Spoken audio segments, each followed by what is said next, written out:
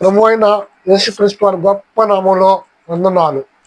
ఈరోజు మనం దేవుని యొక్క పరిశుద్ధ గ్రంథంలో నుంచి నేర్చుకునే మరో అద్భుతమైన సందేశం మత్తయి సువార్తలో నుంచి మాట్లాడుకుందాం. ఎక్కడ ఇద్దరు ముగ్గురు నా నామమున సమకూడి ఉంటారో అక్కడ నేను ఉంటాను అన్నాడు దేవుడు. అంటే స్వయంగా దేవుడే వారితో ఉంటానన్నాడు. అంటే సమకూడుట అంటే ఏంటి? దేవుని కొరకు వాళ్ళు దేవుని కార్యాలను తలపోసుకుంటూ ఉండాలి. ఎవరైతే కుటుంబంలో ఒకరు లేదా ఇద్దరు లేదా ముగ్గురు రక్షణ లేదా బాప్తిసం పొంది ఉంటారో వారు ప్రతిరోజు 1 గంట సమయాన్ని కేటాయించండి.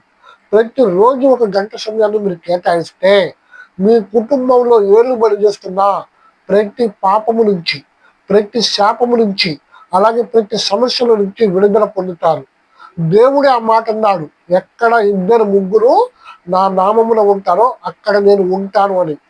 దేవుడు ఎక్కడైతే ఉన్నాడో అక్కడ సమస్యల నుంచి పరిష్కారం వచ్చింది, ఆర్థిక విషయాల నుంచి విడుదల వచ్చింది, అనారోగ్య సమస్యల నుంచి విడుదల వచ్చింది, కుటుంబాల్లో ఉన్న గలివిలు తొలగిపోయింది, కుటుంబాల్లో ఉన్న దరిద్రత సంవత్సరాలుగా ఏలుబడి చేస్తున్న పాపము నుంచి, శాపము నుంచి, అంధకారముల నుంచి, చాటబడి నుంచి, మాంత్రిక విద్యల నుంచి వాళ్ళు విడుదల పొందారు.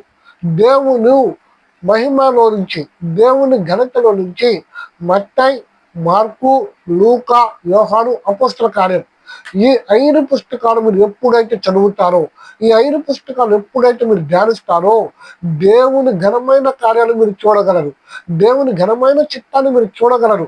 దేవుని గొప్ప కార్యాలు మీ కుటుంబంలో జరగాలి అంటే నువ్వు మొట్టమొదటిగా దేవునికి సమయాన్ని కేటాయించి దేవుని వాక్యాన్ని నువ్వు అనుసరించి చూడు.